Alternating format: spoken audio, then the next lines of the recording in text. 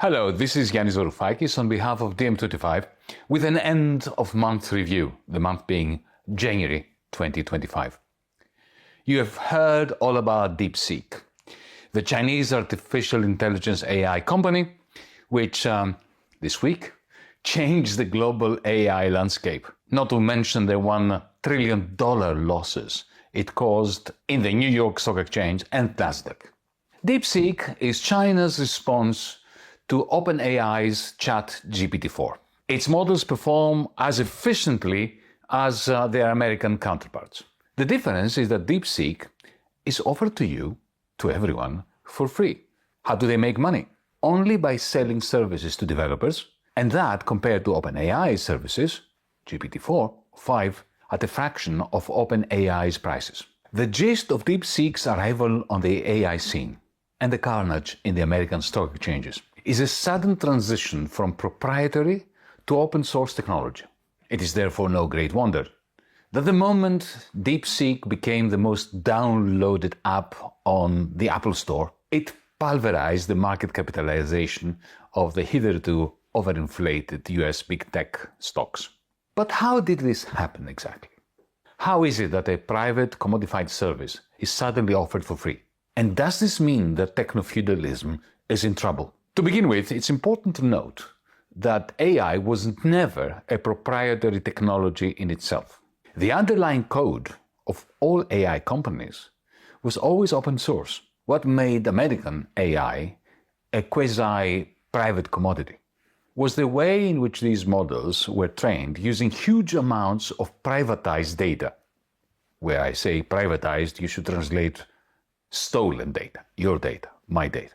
There was a Google memo that was leaked in 2017 that was widely discussed and refuted, but it was a harbinger for what happened with DeepSeek. In that memo, we read the following words: if an open source large language model, it said, trained for a few $1 million, comes to outperform a proprietary model, then there's going to be trouble.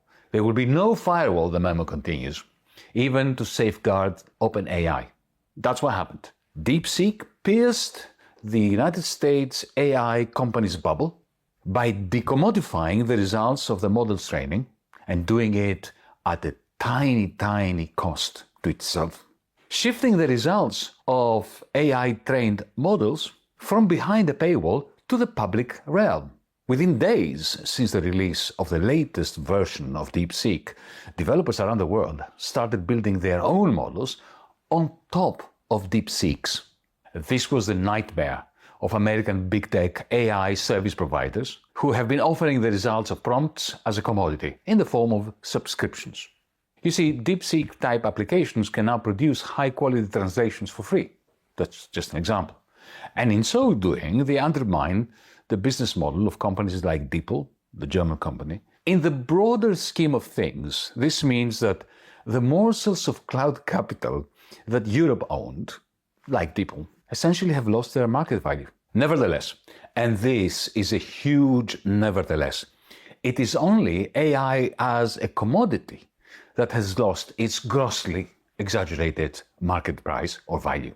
In sharp contrast, cloud capital utilized as Amazon, Meta, Google, and so on have been utilizing it. That is, not as a commodity producing piece of tech, but as a produced means of behavioral modification. That business model is not at all threatened by companies like DeepSeek. And since techno-feudalism is powered by cloud capital working that way, rather than commodity-like AI services of the ChatGPT-4 or 5 type, our techno-feudal order is not threatened by competitors such as DeepSeek. To help understand the difference between cloud capital and AI-based commodified services, it helps to compare and contrast Alexa, take Amazon's Alexa, and OpenAI's ChatGPT. Now, Alexa is not offering you a commodified service. It is your free pretend slave. Unlike GPT-4 or 5, you do not pay a subscription to Amazon for the right to order Alexa, to order you milk, or to switch off your lights. Rather, you train Alexa to train you, to train it to know you, so that it wins you over it wins your trust with good recommendations, so that it can ultimately modify your behavior, so that it can encourage you to buy a commodity from Amazon.com, with Jeff Bezos, the owner of Amazon, retaining up to 40% of the price you pay for a book or an electric bicycle, money that will be retained as cloud rent by the owner of Amazon, Jeff Bezos. In short, and this is very important, the work that Alexa performs for you is not a commodity that you buy.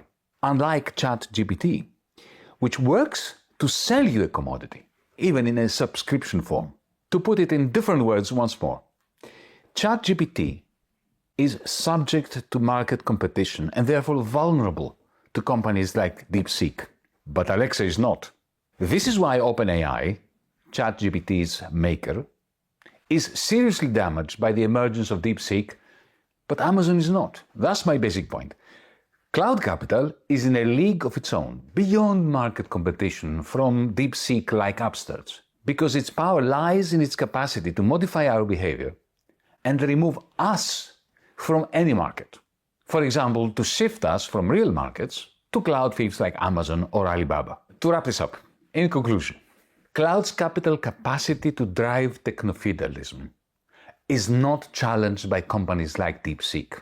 Only companies like OpenAI, which invested so much, and so foolishly I would add, in providing a commodified service, these companies stand to lose enormously. This, I believe, is yet another sign that capitalism is dead at the hand of cloud capital, while techno-feudalism is going from strength to strength. And as it does so, it fuels even further the new Cold War between the United States and China, which in my book, Techno-Feudalism, What Killed Capitalism, I have explained this new Cold War as the almighty clash between these two huge concentrations of cloud capital, the American dollar-denominated super cloudalist power and the Chinese yuan-denominated super cloudalist power. Now, speaking of this new Cold War, which I have argued is mostly fueled by the clash between American and Chinese cloud capital, I wonder what impact DeepSeek's success will have on the United States government. Not just Trump, but the whole gamut of the American state and its government. Silicon Valley and Washington, D.C., until very recently, until DeepSeek's arrival on the scene, they had convinced themselves that America had the huge AI lead over China. Now that the tiny Chinese company has destroyed that confidence by producing on a shoestring better AI tech and services than Silicon Valley had imagined possible. I don't know about you, but I can almost hear the whirring of the cogs and wheels inside the heads of people in authority, both on the East Coast and the West Coast of the United States, as they are thinking, trying to understand, to predict that if, the Chinese can do this out of the blue, as DeepSeek did only 2 days ago, what else can the Chinese do tomorrow? It is reminiscent, isn't it, of the Sputnik moment. So it will be interesting to see how Donald Trump reacts to this threat to companies like OpenAI, especially since Elon Musk understood some time ago, quite presciently I should say, and has spoken out against companies like OpenAI. He seems to have understood the folly of commodifying AI services rather than going full-on techno-feudal. Goodness only knows what happens in a White House containing both the thoughts of Elon Musk and someone like Donald Trump. These are indeed turning out to be interesting times, of course, in the traditional Chinese proverbial sense of the phrase. For more, watch this space.